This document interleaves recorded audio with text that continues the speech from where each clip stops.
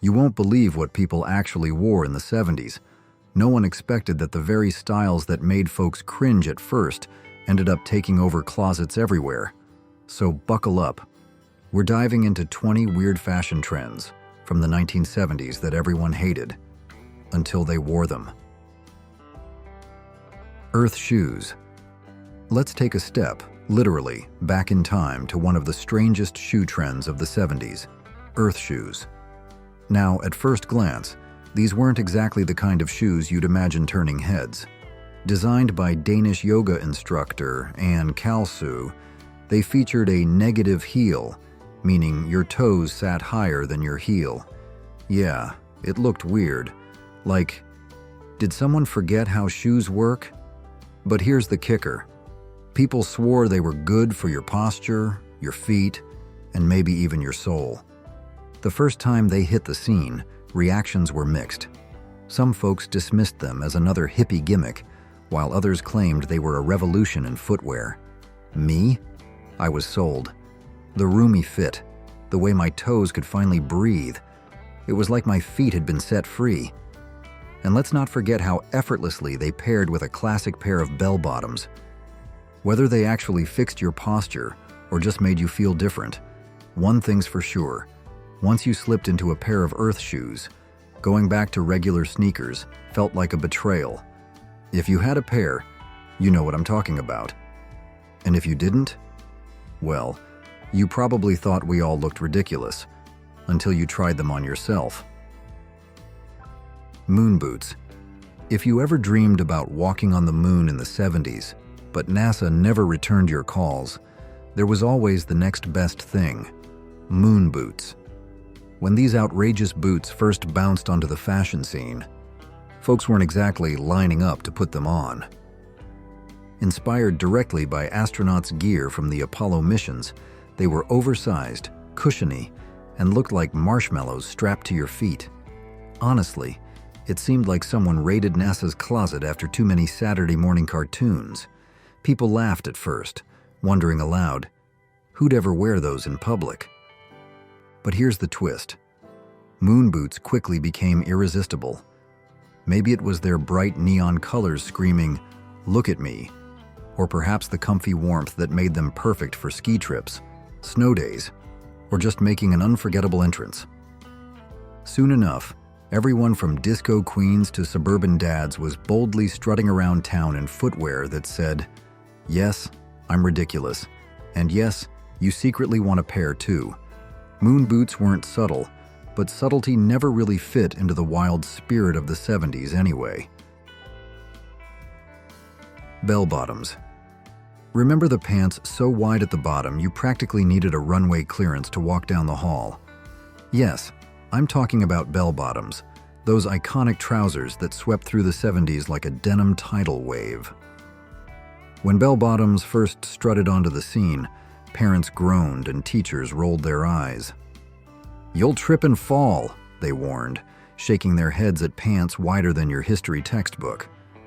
But the truth? We were way too busy feeling cool to care. Whether paired effortlessly with snug bodysuits or those legendary hip-hugging corduroys, bell-bottoms gave every step a dramatic swish and every hallway stroll the attitude of a fashion show. Suddenly, these once ridiculed pants were everywhere, from disco dance floors to suburban supermarkets. Sure, modern bootcuts desperately try to recapture that swagger, but let's face it, nothing can match the original magic of authentic 70s flares. Polyester suits and leisure suits. Ever wanted to look like a walking disco ball wrapped in vintage wallpaper? Well, in the 70s, that was the dream. And polyester suits made it happen. And not just any polyester, the shiniest, boldest, most unapologetic fabric ever stitched into a suit. Enter the polyester suit and its laid-back sibling, the leisure suit. Two iconic looks that turned heads for all the right, and sometimes wrong, reasons. At first glance, polyester suits were hard to ignore. With oversized lapels, flared trousers, and colors so loud they could drown out a disco beat, These suits were all about making a statement. Powder blue, mustard yellow, burnt orange. If your outfit didn't look like it belonged in a vintage wallpaper catalog, were you even trying? And while some swore they were perfect for formal occasions, or at least that's what we told ourselves, others found them a little too, well, flammable. Then came the leisure suit, the relaxed, devil-may-care cousin of the polyester suit. It ditched the tie, loosened the rules, and made dressing up feel effortless. With wide lapels, patch pockets, and a flashy shirt peeking out underneath. It was the ultimate outfit for a night on the town. Whether that meant a cocktail party, a bar stool at your favorite lounge, or just strutting down the street like you owned the place. Of course, not everyone was sold. Critics called them too synthetic, too hot, too much. But let's be real. If you wore one, you weren't looking for subtlety. You were looking for that smooth, effortless swagger that only a 70s suit could deliver. And if you ever rocked one, you know that feeling never really went away. Hot pants. Few trends in the 70s turned heads quite like hot pants. Bold, rebellious, and just the right amount of outrageous. These weren't just short, they were barely there. Thigh-grazing, show-stopping shorts that left absolutely nothing to the imagination. The moment they hit the scene, reactions were split right down the middle. Some people clutched their pearls, calling them scandalous, while others embraced them as a symbol of fearless confidence and liberation. Women paired them with sky-high platform heels, knee-high boots, or even roller skates, turning sidewalks into makeshift runways. And let's not forget the pop stars. Some of the biggest names of the decade strutted across concert stages in hot pants, proving that sometimes less fabric meant maximum impact. But these daring little shorts weren't just reserved for disco nights. They took over beaches, shopping malls, and city streets, embodying the carefree, do-what-you-want energy of the 70s. And for the guys?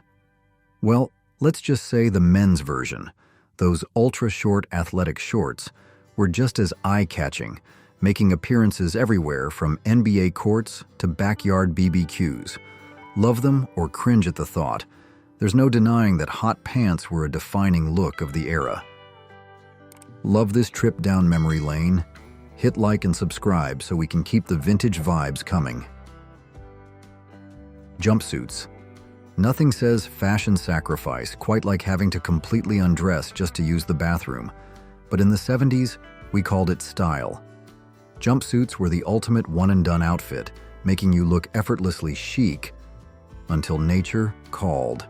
Seriously, whoever designed these one-piece wonders clearly never considered basic human needs.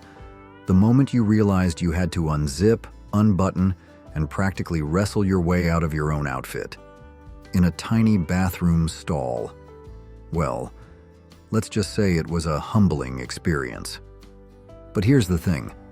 Despite their high-maintenance nature, jumpsuits were everywhere. From glamorous disco nights under the mirror ball to laid-back afternoons at the mall, they had this effortless, put-together magic. With their cinched waist, sleek silhouette, and just the right amount of sass, they made you feel bold, confident, and undeniably cool. Yes, they tested our patience, but they also made an icon. Whether it was the ultra-glitzy, sequin-studded versions that turned heads on the dance floor, or the more relaxed, everyday styles that still felt impossibly chic. In the end, the inconvenience was a small price to pay for looking that good. Bodysuits. As if jumpsuits weren't already testing our patience, the 70s took it a step further with the bodysuit. Apparently, looking fabulous meant accepting a lifelong battle with bathroom breaks.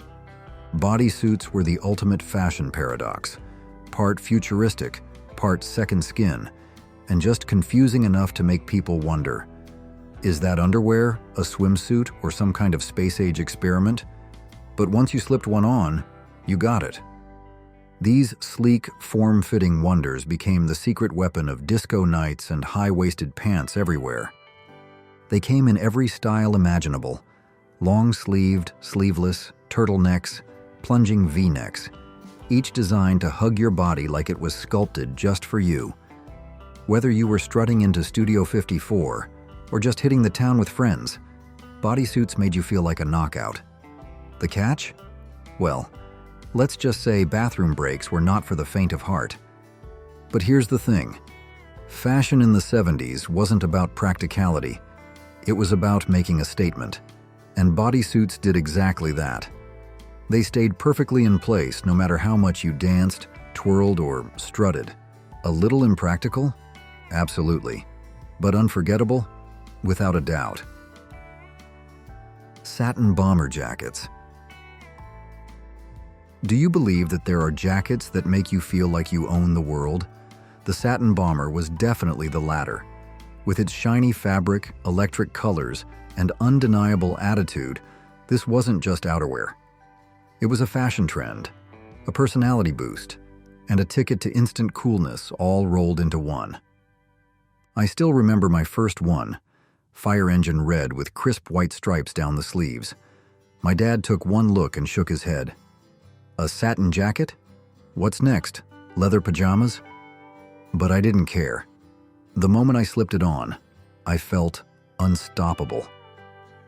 It had this way of turning even the most ordinary night into an event. Whether you were heading to a concert, cruising down the boulevard, or just hanging out with friends, pretending you had somewhere important to be. Satin bomber jackets weren't exactly built for warmth. They were so lightweight, they might as well have been made of tissue paper. Wearing one in winter? A bold choice. But did that stop anyone? Not even close. These jackets weren't about keeping you cozy. They were about turning heads. That glossy fabric shimmered with every step, catching the light just right, making sure that wherever you went, you weren't just walking. You were owning the moment. Maxi skirts. Not every 70s fashion trend was about flashing skin. Some were about floating through life like a bohemian goddess, and nothing did that better than the maxi skirt. Long, flowy, and effortlessly graceful, it was the opposite of the daring hot pants and mini skirts that ruled the 70s. Instead of showing skin, maxi skirts were all about drama, movement, and a touch of free-spirited romance. These skirts weren't just fabric, they were an experience. Whether draped in bold floral prints, rich earthy tones, or swirling psychedelic patterns, they caught the breeze just right, making every step feel elegant, effortless, and just a little bit mystical. They became a go-to for bohemian dreamers, music festival wanderers, and anyone who wanted to channel that easygoing, nature-loving vibe. At first, some people weren't sure what to make of them. Were they too modest? Too different from the flashy disco look? But then, something magical happened. The moment you slipped one on, you understood. Whether you were dancing under the sun at Woodstock-style festivals or gliding into a candlelit dinner party, the maxi skirt had a way of making you feel both grounded and ethereal at the same time. Gaucho pants. Ever wondered what happens when bell-bottoms and culottes have a fashion baby? Enter Gaucho pants, part chic, part rebellious, and completely unforgettable. These wide-legged mid-calf trousers blurred the line between casual and chic, striking that perfect balance between laid-back comfort and bold 70s style. Unlike bell-bottoms, which flowed all the way to the floor, Gauchos stopped just short, making them a wild card in the world of fashion. At first, people weren't sure what to think. Were they too short to be pants? Too long to be culottes? Too wide to be flattering? But once you saw someone rocking a pair, especially the denim versions or the ultra suede ones that look straight out of a Western movie, you couldn't help but admit they had a certain charm. And the best part? They paired perfectly with sleek, knee-high boots, instantly transforming a simple outfit into something straight out of a fashion magazine. Gaucho pants weren't made for the disco. You wouldn't see anyone spinning under a mirror ball in them. But when it came to daytime fashion, they ruled. Whether heading to class, meeting up with friends, or just looking for something effortlessly cool and comfortable, these wide-legged wonders were a go-to choice. Even today, plenty of people wouldn't mind their return. Sleek, simple, and full of that unmistakable 70s charm that never truly faded. So, tell me, did we just unlock a fashion flashback for you? Please comment yes to let us know your thoughts. Tube tops. It's amazing how something as simple as a strip of fabric managed to become one of the biggest fashion trends of the 70s. The tube top, minimal, snug, and just risky enough to make parents nervous, somehow found its way into every cool girl's closet. How did they manage to keep it from slipping down? That's still a mystery. But one thing's for sure. When paired with a shiny satin bomber jacket, a killer pair of ditto jeans, platform shoes that gave just the right amount of lift, and a perfectly tied scarf, the look was unstoppable. Of course, school dress codes weren't exactly on board.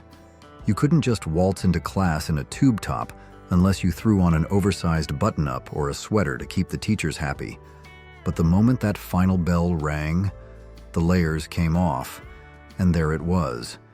The effortlessly cool, carefree style that made heads turn at every roller rink, shopping mall, and backyard party. Tube tops weren't just about fashion. They were a symbol of the era's rebellious, do-it-your-way attitude. Painter pants. Who would have thought that a pair of pants designed for getting covered in paint would end up becoming one of the coolest fashion trends of the 70s? Painter pants, originally built for artists and handymen, weren't meant for the runway, but that didn't stop them from becoming a must-have. With their loose fit, extra pockets, and signature tool loops, they had a certain rugged, laid-back charm that fashion lovers couldn't resist. At first, people weren't sure what to make of them. Were they too baggy? Too utilitarian? Did you actually need to carry a hammer to pull them off? But once trendsetters started rocking them, with a fitted tee, some chunky platform shoes, and maybe even a bandana tied just right, painter pants went from practical workwear to effortless street style. You didn't have to be an artist to wear them, but somehow, slipping into a pair made you look like you had just finished working on your next masterpiece. Comfortable, functional, and effortlessly cool. These pants blurred the line between fashion and function, and for the 70s, that was a perfect fit. Fringe jackets. The ultimate way to channel rock star swagger, cowboy grit, and rebellious outlaw energy all at once. Slip into a fringe jacket and let the magic unfold. With long, flowing strands of suede or leather that swayed with every step. This wasn't just something you wore, it was something you embodied. A fringe jacket didn't just complete an outfit, it commanded attention the moment you walked into a room. Inspired by Western films and Native American designs, these jackets became a symbol of rebellion and rock and roll swagger. In the 70s, they were everywhere, on rock stars, free-spirited hippies, and anyone looking to channel their inner outlaw.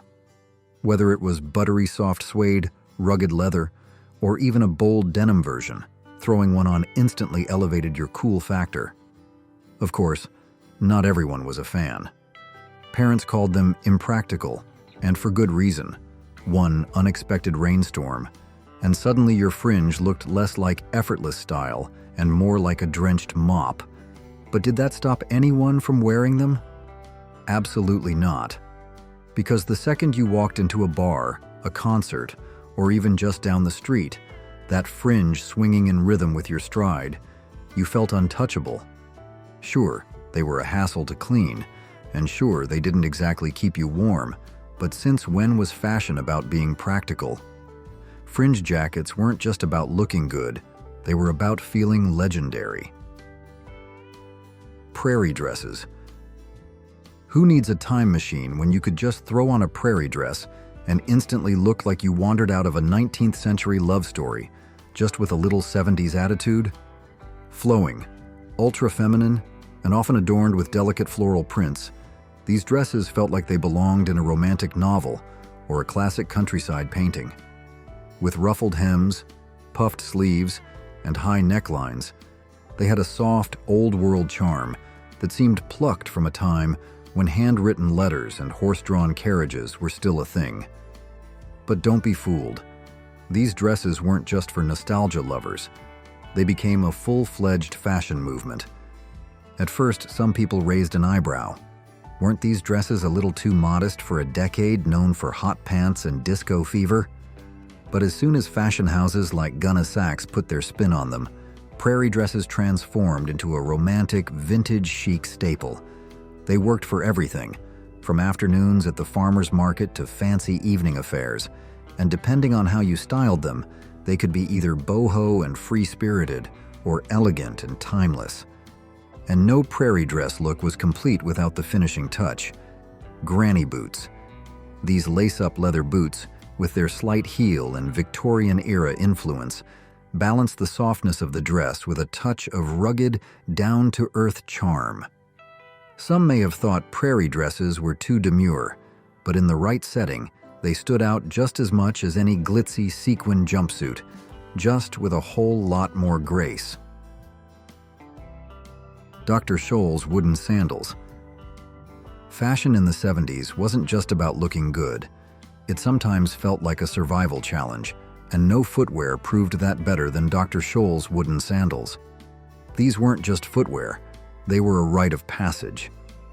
If you didn't own a pair yourself, chances are you borrowed them from a friend, your sister, or even swiped your mom's when she wasn't looking. With their stiff wooden sole and a single leather strap, they were the definition of minimalist chic, yet somehow managed to make every step feel like an Olympic balancing act. Walking in them wasn't just a mode of transportation, it was an event. That unmistakable clip-clop sound echoed through school hallways, beach boardwalks, and shopping malls, announcing your arrival before you even turned the corner. And let's not forget the infamous ankle smack, a universal experience for anyone who dared to wear them. One wrong move, and that solid wooden sole would swing back and crack your ankle like it had a personal vendetta. But did that stop anyone? Of course not. The effortless cool factor outweighed the risk of bruised ankles and sore toes. Despite the challenges, Dr. Scholl's wooden sandals were the ultimate summer shoe. Simple, stylish, and unmistakably 70s. Love them or hate them, if you wore a pair, you never forgot the experience. Would you rock any of these styles in 2025? Share it in the comments. Chokers. Some accessories blend into an outfit, but in the 70s, a choker demanded attention. Bold, edgy, and undeniably cool. Whether you were embracing bohemian free spirit, rock star attitude, or disco-era glam, this sleek, close-fitting necklace was the final touch that tied the whole look together. At first glance, chokers seemed like just a strip of fabric or a band of leather, but they carried an undeniable attitude. The variety was endless. A braided suede cord for the hippie crowd, a sleek velvet ribbon for a touch of romance, or a metallic chain dripping in rhinestones for disco divas.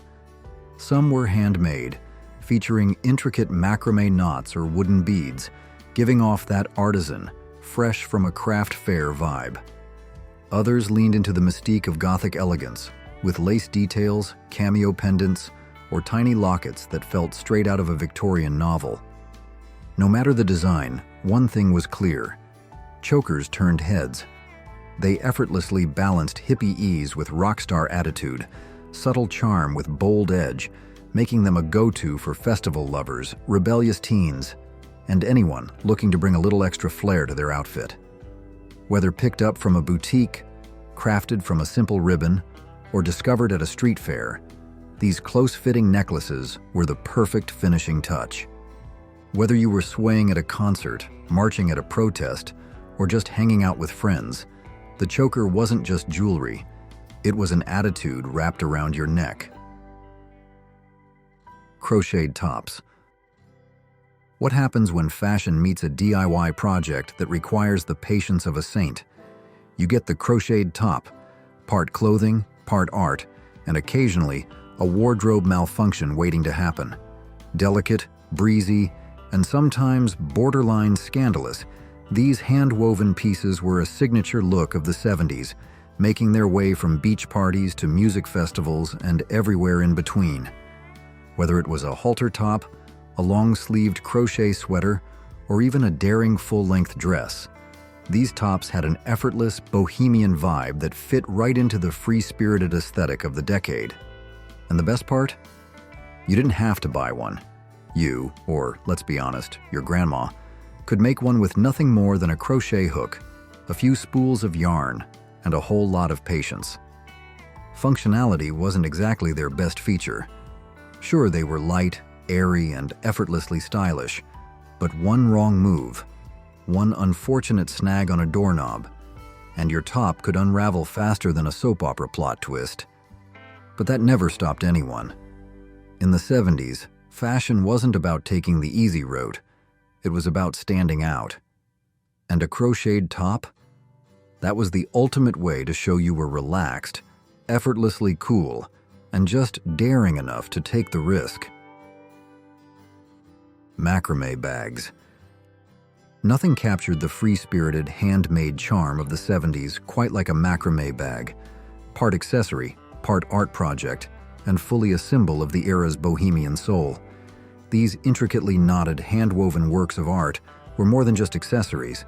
They were a symbol of the free-spirited, bohemian lifestyle that defined the era. Whether casually slung over your shoulder at a flea market, packed for a sunny day at the beach, or paired with flowy peasant blouses and bell-bottoms, these bags had a natural, effortless charm that fit right into the earthy, handmade aesthetic of the decade. They came in all shapes and sizes, from oversized, slouchy totes that could fit half your life inside, to smaller, structured purses with sturdy wooden handles. Some even had long fringe dangling from the bottom, adding a little extra flair to your every step. And if you were really dedicated to the macrame life, chances are you also had a matching belt, a wall hanging, or even a plant hanger or two at home. Because in the 70s, if you could knot it, you could wear it. Security wasn't exactly a strong suit. Trying to keep track of your keys, lipstick, or anything smaller than a paperback novel felt like a gamble, since macrame bags weren't exactly built for safe storage. But that hardly mattered. These bags weren't about convenience. They were about artistry, creativity, and the handmade revolution that defined the era. Wide-collared shirts. There was a time when fashion wasn't just about looking good. It was about making sure everyone in the room noticed you. And nothing commanded attention quite like a wide-collared shirt. Wide-collared shirts weren't just a trend. They were a fashion spectacle. These collars were so massive, they didn't just sit on your shoulders. They practically had their own zip code. My uncle used to joke, "One strong gust of wind, and you'll be airborne." But no matter how much people poked fun at them, wide collars became the ultimate fashion style. Whether splashed with psychedelic paisley, bold geometric prints, or solid power colors, if your shirt didn't have a collar that could double as an airplane wing, were you even trying? And when paired with a sleek polyester suit or a killer pair of bell-bottoms, you weren't just dressed for a night out, you were making an entrance. Sure, they were over the top, but that was exactly the point. The 70s wasn't about blending in, it was about standing out. And those giant look-at-me collars, they made sure you did. Beauty has always demanded sacrifice. From blackened teeth to bone-crushing foot binding, history's beauty trends were extreme, bizarre, and often dangerous. Why did people endure such pain for fashion? And are today's trends any less extreme? Let's dive into the shocking world of beauty through the ages. Foot binding. Imagine a beauty ideal so extreme that it required permanently altering the shape of one's body, starting in childhood. For nearly 1,000 years, Chinese women practiced foot binding, a tradition that reshaped their feet into tiny, delicate forms known as lotus feet. Seen as the ultimate mark of beauty, refinement, and high status, these unnaturally small feet were believed to enhance a woman's grace and increase her chances of securing a favorable marriage. The process began when girls were as young as 6. Their feet were soaked in warm water and massaged before being tightly bound with cloth strips. This forced the 4 smaller toes to curl under the sole, eventually breaking the bones and creating an exaggerated arch. Over time, the bindings were tightened further, ensuring the feet remained between 3 to 4 inches long. The pain was excruciating, and infections were common. Yet, enduring this suffering was considered a sign of discipline, femininity, and social prestige. The origins of foot binding remain unclear. Some legends trace it back to a Shang dynasty concubine who had a clubfoot, while others suggest it began when an emperor became enamored with a dancer's small, delicate steps. Regardless of its beginnings, by the Song dynasty, 960 to 1279, the practice had spread widely, becoming a symbol of elite femininity. Even when China fell under foreign rule, Han Chinese women maintained the tradition as a marker of cultural identity. By the 19th century, opposition to foot binding grew as reformers condemned its cruelty. Western influences and modern ideals of health further fueled efforts to end the practice. Finally, in 1949, with the rise of Communist China under Mao Zedong, foot binding was officially banned. Though outlawed, its legacy endures as a haunting reminder of the lengths societies have gone to in pursuit of beauty. High foreheads. Imagine willingly plucking out your hairline, strand by strand, just to achieve the ideal look of the time. During the Renaissance, aristocratic women went to great lengths to create the illusion of a higher forehead, a feature that was synonymous with intelligence, refinement, and nobility. Beauty trends have always been shaped by cultural values, and in this era, a broad, smooth forehead was the pinnacle of sophistication. To achieve this look, women meticulously removed the hair along their hairline, sometimes using special tweezers or pastes that slowed regrowth. The process was tedious and often painful, but the reward was a more elevated appearance, both literally and socially. Some even rubbed concoctions of vinegar and walnut oil onto their skin to further inhibit hair growth. This trend wasn't limited to just the forehead. Eyebrows were often plucked into thin, barely visible lines to enhance the effect. Portraits from this period frequently depict women with these exaggerated foreheads, flattened chests, and lavish gowns adorned with jewels. One famous example is the painting of Saint Justina of Padua, believed to be modeled after Isabella d'Este, the Marchioness of Mantua. As a celebrated trendsetter of her time, Isabella was known for her keen fashion sense and influence over Renaissance aesthetics. Would you go through this much effort for beauty? While high foreheads fell out of favor as beauty ideals changed, they serve as a fascinating reminder of how far people have always been willing to go to fit the trends of their time.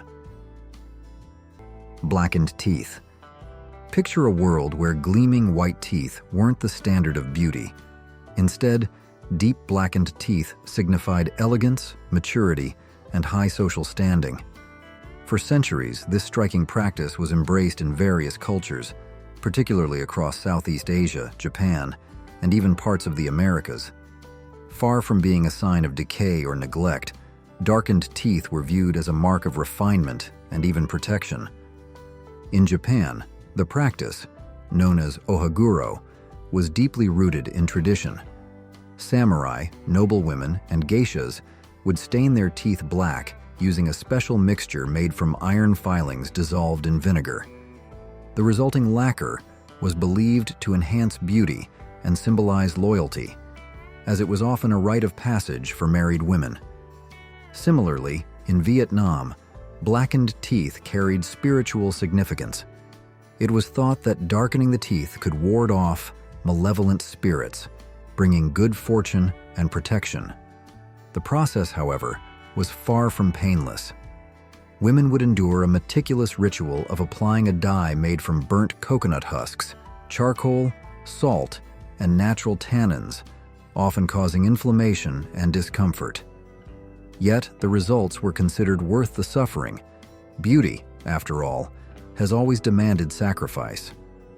Although this practice lingered in some remote areas, it gradually faded as Western beauty standards took hold. The rise of modern dentistry and the global preference for pearly white smiles ultimately pushed this once revered tradition into obscurity. But for those who once embraced it, blackened teeth were far more than a cosmetic choice. They were a powerful symbol of identity, culture, and tradition. Face tattoos. Face tattoos may be seen as symbols of rebellion today, but throughout history, they have carried deep cultural, spiritual, and even protective meanings. Across the world, various societies have used facial markings not just for decoration, but to tell stories, signify status, or deter enemies. In Japan, the Ainu people practiced facial tattooing for centuries, particularly among women. These intricate designs, often extending from the lips outward, were believed to offer protection from evil spirits and secure a smooth transition into the afterlife. Similarly, in New Zealand, Maori warriors adorned their faces with the moko, a sacred form of tattooing that reflected their genealogy, social status, and personal achievements. No two tamoko were alike. Each design was unique to the individual. In the Philippines, Visayan warriors of the pre-colonial era bore elaborate face tattoos, sometimes resembling animal jaws or fangs. These designs were meant to intimidate enemies in battle and were earned through acts of bravery. Meanwhile, in medieval Europe, some Christian pilgrims would tattoo small crosses or religious symbols onto their faces as a sign of devotion and to mark their journeys to holy sites. But not all facial tattoos were about prestige or protection. Among the Apatani women of India and the Chin women of Myanmar, facial tattoos were used as a defense mechanism. Their intricate markings, sometimes combined with body modifications, were meant to make them less appealing to raiders and invaders who sought to abduct them. Today, face tattoos remain a subject of debate. Some see them as personal expression, while others view them as extreme. But one thing is certain: what was once an ancient and respected tradition still sparks conversation in the modern world. Eyebrows. Eyebrows have long been more than just facial features. They've been seen as reflections of personality, status, and beauty. In the Victorian era, people believed a woman's eyebrows could reveal her true character. The ideal shape was thick at the inner corners and gradually tapered to a delicate point, enhancing a woman's femininity and grace. But eyebrow trends have changed dramatically throughout history. In ancient Egypt, both men and women darkened their brows using kohl, believing it provided spiritual protection and enhanced their beauty. Meanwhile, the Romans had an unusual belief. Long eyelashes were a sign of chastity, and because they thought intimate encounters caused lashes to fall out, women used soot and burnt cork to maintain a dark, full look. During the medieval period, high foreheads were the height of fashion, so women plucked their eyebrows and even their eyelashes to achieve the desired look. This trend continued into the 16th century, when Queen Elizabeth I's striking red hair influenced beauty standards. Women attempted to dye their brows to match, but many of these dyes contained lead and mercury, causing serious hair loss. As beauty products evolved, early mascaras were developed using a mixture of petroleum jelly and soot. False eyelashes, initially made from human hair, were painstakingly glued onto the eyelids, a process that was as uncomfortable as it was fashionable. While eyebrow trends have continued to evolve, from the ultra-thin brows of the 1920s to the bold and natural looks of today, one thing remains constant: the power of eyebrows to shape perceptions of beauty and identity. Curling irons. A single tool, scorching hot, unpredictable, and unforgiving, could determine the success or failure of a woman's hairstyle. Before modern styling tools, achieving the perfect curl was a risky endeavor. Yet, the pursuit of styled hair is as old as civilization itself.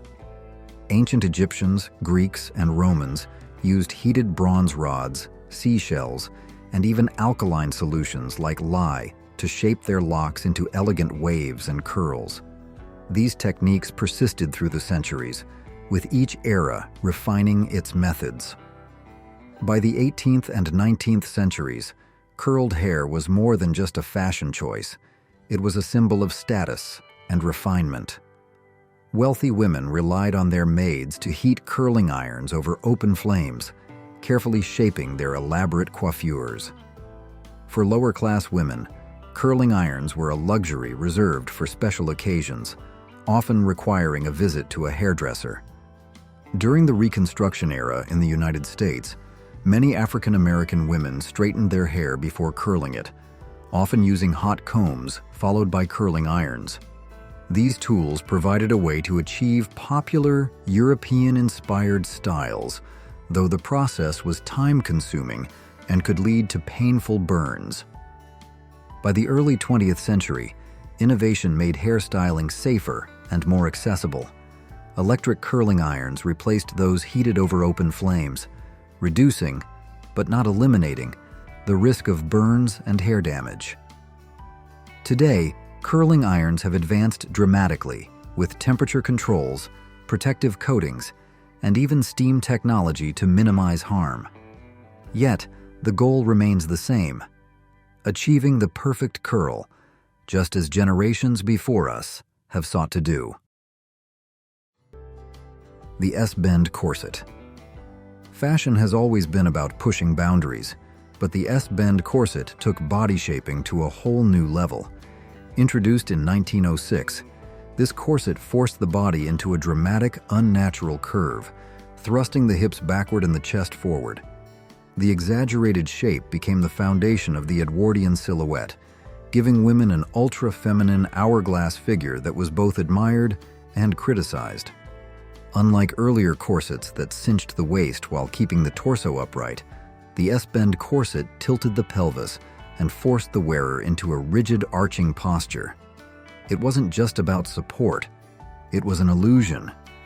Dresses of the era complemented this shape with billowing skirts and high-necked blouses, enhancing the effect of a small waist and emphasized bust. But while it may have looked elegant, wearing one was anything but practical. Women struggled with restricted movement, and critics mockingly compared them to crabs on wheels due to the awkward way they had to walk. By 1909, the tide of fashion began to turn. Styles started shifting toward a more natural silhouette, favoring softer lines and greater freedom of movement. While transitional corset styles still existed, the extreme S-bend quickly faded from popularity. These corsets, often crafted from luxurious silk, satin, and delicate lace, came in soft pastel hues that reflected the era's romantic aesthetic. Big hair, 18th century. In the 18th century, hair wasn't just hair. It was a statement of power, wealth, and extravagance. Nowhere was this more apparent than in the towering, sculpted hairstyles of the French aristocracy. Women of high status, including Marie Antoinette, embraced elaborate coiffures that could reach up to 2 feet in height. These weren't just hairstyles. They were architectural masterpieces, often adorned with pearls, ribbons, artificial flowers, and even entire miniature scenes, from pastoral landscapes to naval battles. One of the most famous styles was coiffure à la belle poule, named after a victorious French warship. This style featured a model ship nestled among waves of powdered curls, complete with sails and rigging. Such elaborate designs required hours of meticulous work. The process involved backcombing, padding with horsehair or wire frames, and applying pomade made of animal fat to hold everything in place. The final touch? A generous dusting of scented white powder, often made of wheat or rice flour. These hairstyles weren't just for vanity, they symbolized status. The more elaborate the hair, the wealthier the wearer.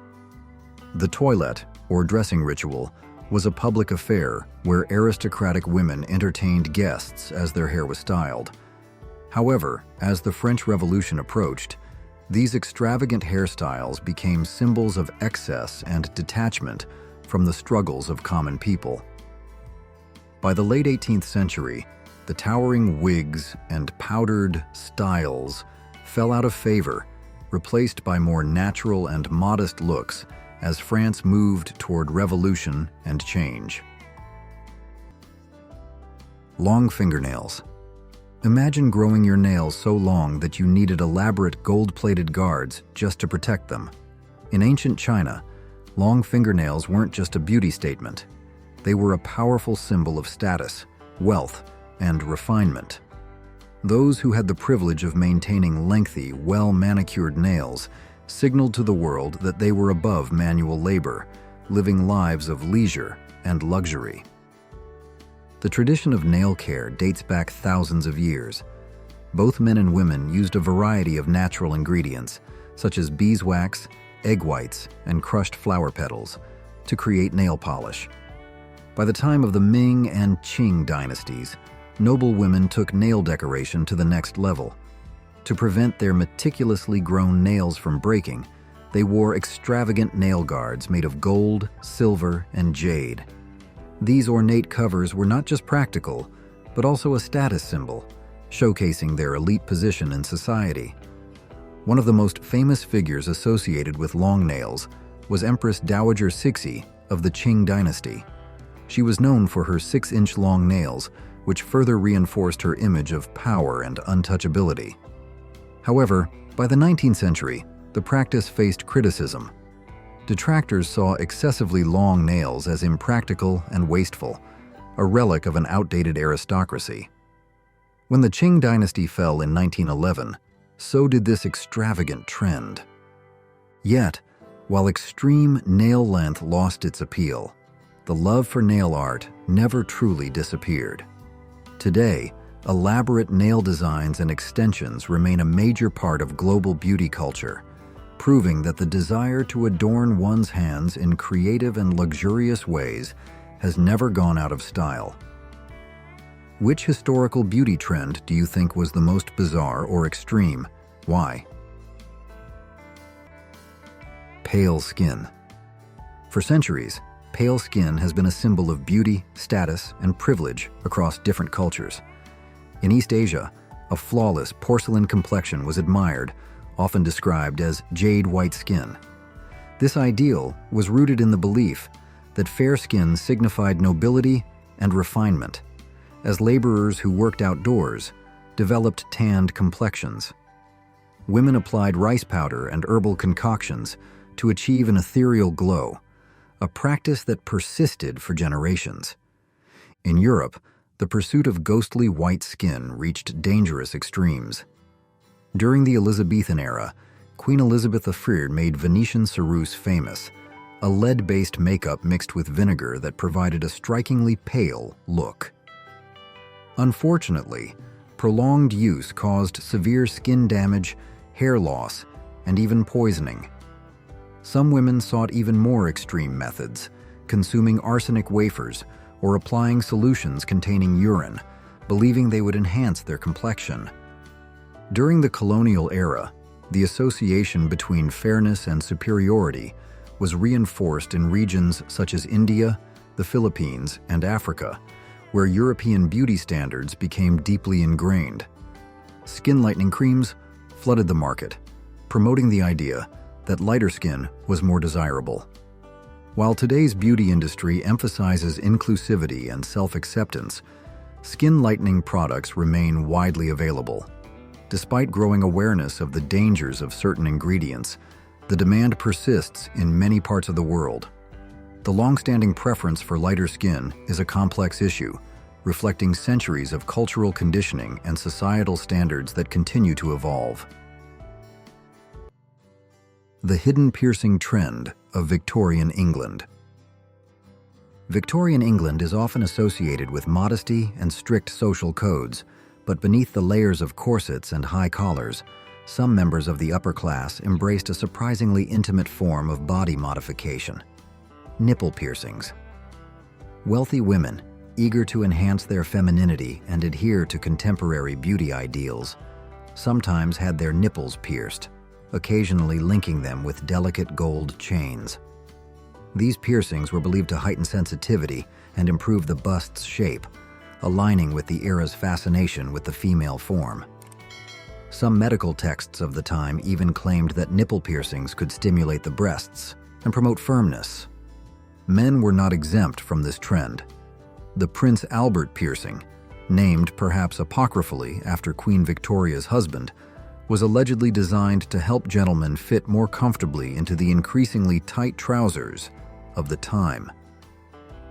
The piercing supposedly allowed the wearer to secure their anatomy to one side, preventing unsightly bulges beneath the slim tailoring of fashionable trousers. Though these piercings were not openly discussed in polite society, historical letters and advertisements from jewelers suggest they were more common than one might expect. Some Victorian-era catalogs even offered elegant gold rings specifically designed for nipple piercings. While the practice faded by the early 20th century, body piercing made a strong comeback in the latter half of the 20th century, this time as a symbol of rebellion rather than refinement. Beauty patches. Imagine a time when a small patch of velvet on your cheek could signal everything from political allegiance to romantic interest. In 17th century England, beauty patches, known as mouches, were all the rage among aristocrats. These small decorative shapes, often made of silk, velvet, or paper, were placed on the face to create a striking contrast against the pale, powdered skin that was fashionable at the time. While beauty patches were initially used to cover blemishes, scars, or pockmarks left by smallpox, they quickly became a fashion statement. Women, and even some men, wore them in various shapes such as stars, moons, and hearts. But these weren't just accessories. They carried meaning. The placement of a patch could subtly communicate a message.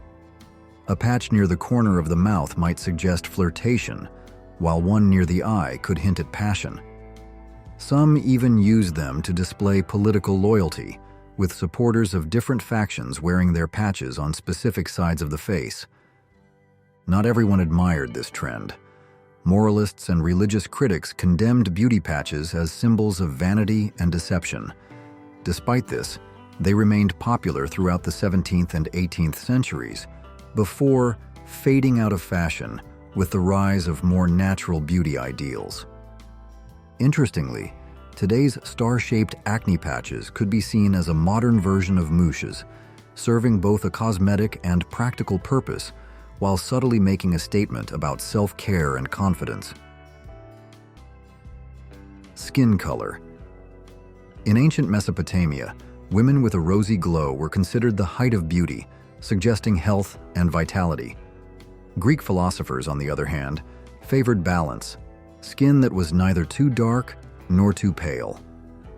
Xenophon, the Greek historian, even ridiculed Persian soldiers for being overly white, implying they were weak from a life of luxury. Meanwhile, Herodotus admired the dark-skinned Nubians, describing them as exceptionally beautiful.